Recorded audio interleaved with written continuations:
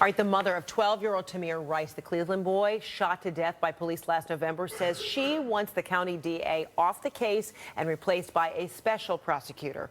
Just before Rice was shot by police, callers had phoned in to 911 saying they thought the child had a toy gun, but it was scaring people.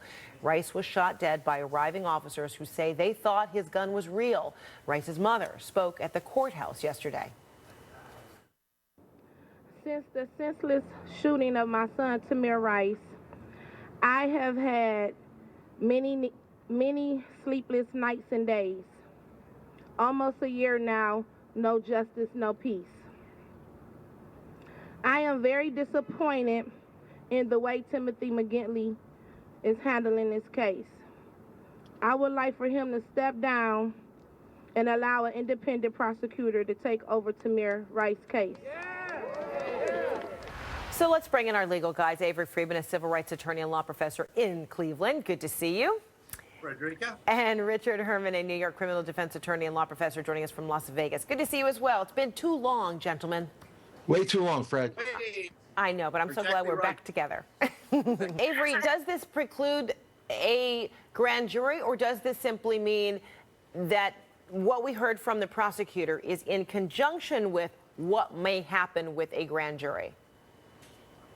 Well, Fred, this independent investigation, as well as a prior judicial determination that there seemed to be evidence of reckless homicide and involuntary manslaughter. All of this is nice for the press, but it has nothing to do with the grand jury. The grand jury will not hear any of this, these investigations or these findings.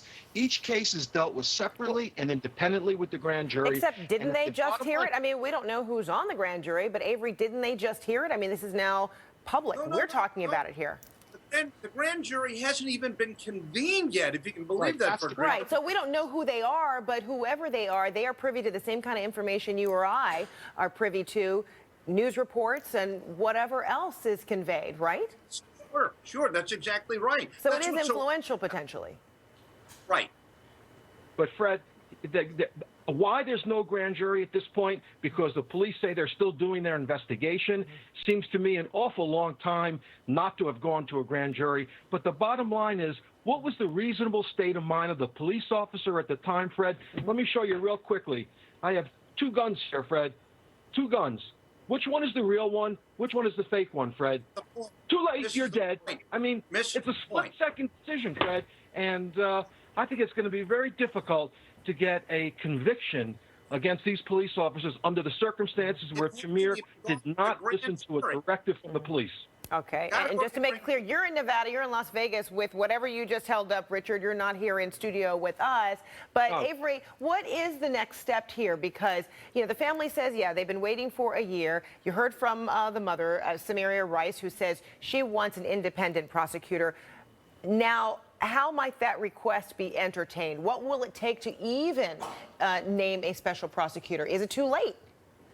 Well, it's not too late to do it. The problem is the unique nature of Ohio law. The prosecutor is independently elected. He's going to make those decisions. Nobody can override him. I think he's intending to bring it to the grand jury, and what he presents, no one's going to really know. But the idea of an independent prosecutor, a good idea. I don't think it's going to happen. But unless this thing gets in front of a grand jury pretty quickly, Frederica, justice delayed is justice denied. And that's what's happening. Fred, one other point. One other quick point, Fred. Just because it goes to a grand jury does not mean there's going to be a prosecution or a true bill. We don't know yet. And frankly, I don't know why it has not been presented yet to a grand jury. Okay. Richard, Avery. We both agree on that. We both agree there's no reason why it shouldn't have been presented. All right. All right. Very good. Avery, Richard, I know we'll be talking about it again. Thank you so much. Gentlemen, appreciate that.